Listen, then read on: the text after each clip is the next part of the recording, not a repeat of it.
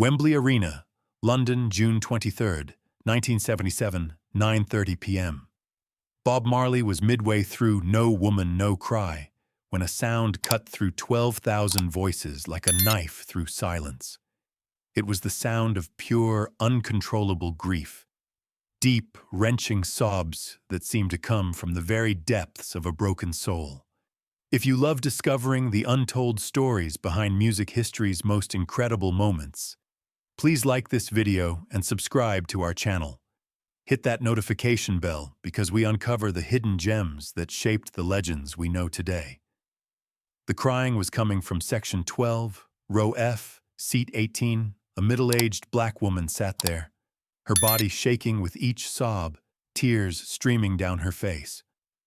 What made the scene even more striking was that her eyes were closed, not by choice, but by birth. She had been blind since she was born, yet here she was, weeping at a concert she couldn't see. The people around her began to shift uncomfortably. Some tried to ignore it, others whispered complaints. Security guards started moving toward her section, ready to escort her out for disrupting the show. But Bob Marley had heard her too. Earlier that evening, 7 p.m. Margaret Thompson had never been to a concert before. At 52 years old, blind from birth, she had experienced music only through radio and records. But 3 weeks ago, her neighbor Sarah had insisted on buying her a ticket to see Bob Marley. "Margaret, you've been listening to his music non-stop since David died," Sarah had said. "You need to hear that voice live. Trust me, it's different when you're in the same room with him." David. Margaret's 23-year-old son had been killed in a car accident 6 weeks ago. The light of her life, her guide, her everything, gone in an instant. Since then, Margaret had barely spoken, barely eaten, barely existed. The only thing that seemed to reach her in her grief was Bob Marley's music. "His voice speaks to something broken inside me," Margaret had told Sarah. "When he sings about redemption, about overcoming, I almost believe it's possible." Now, sitting in Wembley Arena, surrounded by thousands of strangers, Margaret felt the weight of her loss all over again. The music was beautiful, more beautiful than she had ever imagined, but it only made David's absence feel more profound. 9:25 p.m. The breakdown. When Bob began singing No Woman, No Cry, the lyrics hit Margaret like physical blows. Said, "I remember when we used to sit in the government yard in Trenchtown." She remembered sitting with David in their small London flat, listening to this very song. He would describe the colors of the album covers to her, paint pictures with words of the places Bob sang about. Observing the hypocrites, as they would mingle with the good people we meet. David had been one of the good people, kind, gentle, always looking out for others. Why had he been taken while the cruel ones lived on? "Good friends we have, oh, good friends we've lost along the Kokan way." That's when Margaret broke. The words, "good friends we've lost," shattered whatever composure she had left. All the grief she'd been holding back came pouring out in desperate, heartbroken sobs that she couldn't control. 9:30 p.m. Bob's decision. From the stage, Bob could hear the crying clearly. He had performed for thousands of people countless times, and he knew the difference between tears of joy and tears of deep pain. This was something else entirely. This was the sound of a soul in agony. Bob stopped singing mid-verse. The Wailers continued playing for a few bars before realizing their lead singer had gone silent. One by one, they stopped until only the echo of music remained. 12,000 people fell into confused silence. What was happening? Why had Bob stopped? Bob walked to the edge of the stage, shading his eyes against the lights, searching for the source of the crying. The spotlight operator, following Bob's gaze, slowly moved the beam toward section 12. The light found Margaret, still weeping, unaware that thousands of eyes were now focused on her. "Sister," Bob called out gently, his voice carrying across the arena through the microphone. "Sister in section 12. Why are you crying if you cannot see the show?" The question hung in the air. Margaret, hearing Bob Marley speak directly to her, looked up with her sightless eyes toward the stage. I... She tried to speak but couldn't form the words. Bob did something that shocked everyone in the arena. He set down his guitar, stepped away from the microphone, and walked to the edge of the stage. Security moved to stop him, but Bob waved them away. "Help me down," he said to the security guards at the front barrier. The crowd erupted in screams and cheers, but Bob ignored them all. He was focused entirely on the crying woman in section 12. 9:35 p.m. The encounter. People in the first few rows reached out to touch Bob as he passed, but he moved purposefully toward Margaret. The crowd parted like the Red Sea, creating a path for him. When Bob reached row F, he knelt down in front of Margaret's seat. Up close, he could see her more clearly, the tears on her weathered cheeks, the way her hands trembled, the profound sadness etched into every line of her face. "Sister," Bob said softly. "My name is Bob. What's your name?" Margaret looked in the direction of his voice, still not quite believing this was real. "Margaret," she whispered. "Margaret Thompson." "Margaret, why are you crying? What's hurting your heart?" The arena was so quiet that even people in the farthest seats could hear the conversation. Margaret's voice broke as she answered. "People told me your voice heals hearts. I came to hear you because my son died last month. He was everything to me. He was my eyes, my guide, my whole world. And now I'm lost." A collective gasp went through the arena. Many people started crying just from hearing her words. Bob gently took Margaret's hands in his. They were shaking like leaves. "Tell me about your son," Bob said. "His name was David. He was 23. He loved your music. He would play it for me every day and describe the album covers, tell me about Jamaica, about Rastafari. He said your songs gave him hope." Margaret's voice was barely audible. "He was driving to work 6 weeks ago. A drunk driver. He never made it home." Bob closed his eyes for a moment, feeling Margaret's pain as if it were his own. When he opened them, there were tears in his eyes too. "Margaret, I want you to know something. Your David, he's not gone. He's right here." Bob placed his hand over Margaret's heart. "Every song he shared with you, every moment you listened together, that's David living on through music." Margaret nodded, but fresh tears fell.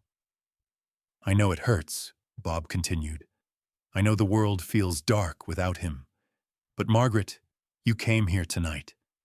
You came seeking healing. That takes courage. That takes strength. David would be proud of you." 9:40 p.m. The healing. Bob stood up and signaled to someone backstage. A stagehand brought him an acoustic guitar. "Margaret," Bob said, sitting back down beside her, "I want to sing something just for you and David. Will you let me do that?" Margaret nodded, unable to speak. Bob positioned the guitar and began to play the opening chords of Redemption Song. But this wasn't a performance for thousands. This was a personal serenade for a grieving mother. His voice, unplugged and raw, filled the space around them.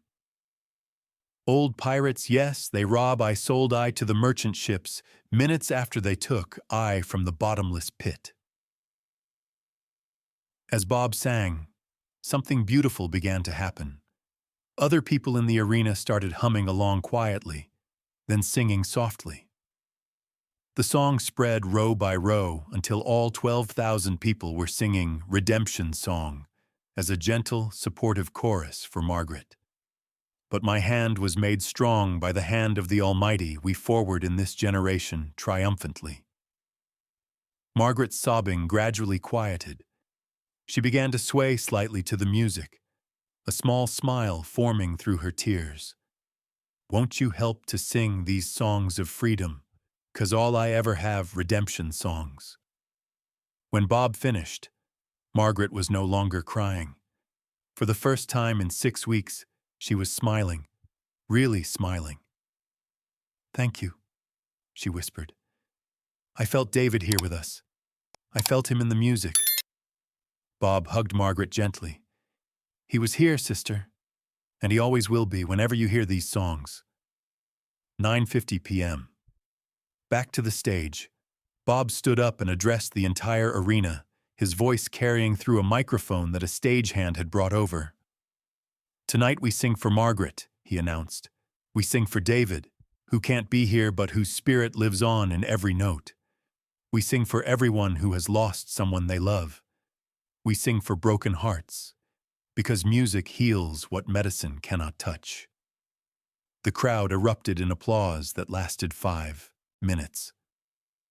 Bob helped Margaret to her feet, and with her permission, guided her to the front of the stage where she could sit in a special chair that security quickly provided. "You're going to hear the rest of the show from the best seat in the house," Bob told her. 10 p.m. One love for Margaret. When Bob returned to the stage, the energy in Wembley had completely transformed. What had been a regular concert was now something sacred, something healing, something that everyone present would remember for the rest of their lives. Bob launched into One Love, but he dedicated it specifically to Margaret and David. One love, one heart, let's get together and feel all right. The entire arena sang along, but they were singing for Margaret now.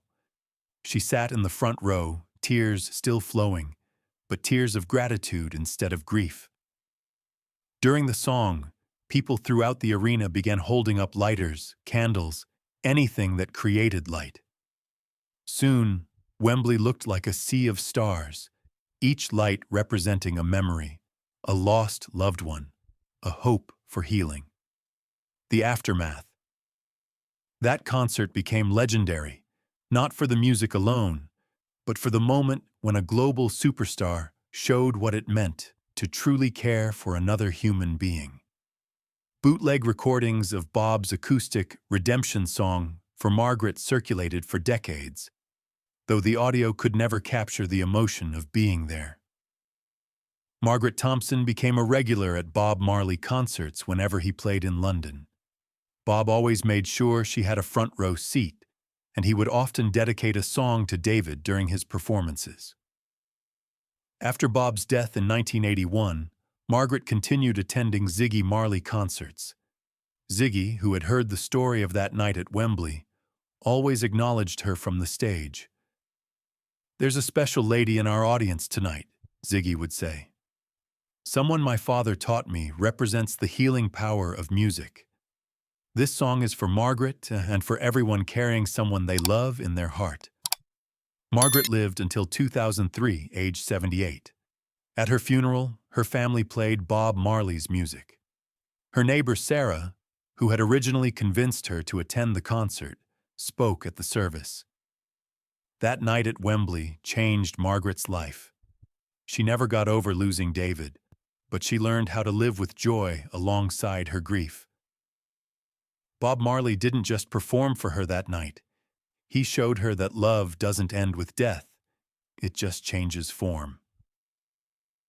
The legacy. Today, there's a small memorial at Wembley Arena commemorating that concert. It reads, "On this spot, June 23, 1977, music proved it could heal the broken-hearted. In memory of David Thompson and all the loved ones who live on in song."